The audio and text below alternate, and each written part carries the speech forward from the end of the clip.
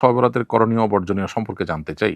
শবে বরাত যেটাকে আমরা বলছি, হাদিসের ভাষায় মূলত লাইলাতুন নিসফি মিন শাবান বা মধ্য শাবানের রাত। এই মধ্য শাবানের রাত, এ রাতের করণীয় বলতে আল্লাহ তাআলা এ রাতে বান্দাকে সাধারণ ক্ষমা ঘোষণা করেন হিংসুক এবং শিরকে লিপ্ত সে সমস্ত মানুষগুলো ছাড়া। অতএব কারো প্রতি শত্রুতা, বিদ্বেষ, হিংসা পোষণ করা কিংবা শিরক থেকে বেঁচে থাকাটা হলো আমাদের কর্তব্য, যাতে করে সাধারণ ক্ষমার আওতায় আমরা পড়তে পারি। এ রাতে সারা রাত জেগে নামাজ পড়ার জন্য স্পেশাল বা বিশেষ কোনো নির্দেশনা, কোনো বিশুদ্ধ হাদিস দ্বারা প্রমাণিত হয়নি। তবে এ রাতের ফজিলত সম্পর্কিত আরও বিভিন্ন হাদিস বর্ণিত হয়েছে, যেগুলো বেশিরভাগই দঈফ।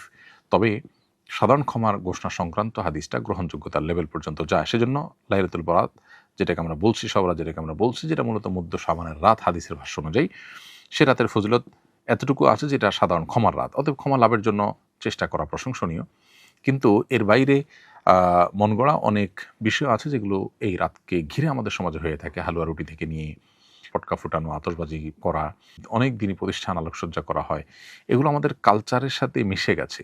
যদিও কোরআন হাদিসে এগুলো করার জন্য কোনো নির্দেশনা আমাদেরকে দেওয়া হয়নি। এগুলোকে ইবাদত মনে করে আমাদের করা উচিত হবে না। কারণ বিদআতের যে কনসেপ্ট শরীয়তের, সেই কনসেপ্টের আলোকে এগুলো আমরা করতে পারি না। বরং আমরা আল্লাহর কাছে সাধারণ ক্ষমা লাভের জন্য চেষ্টা করতে পারি। জাস্ট এটুকু।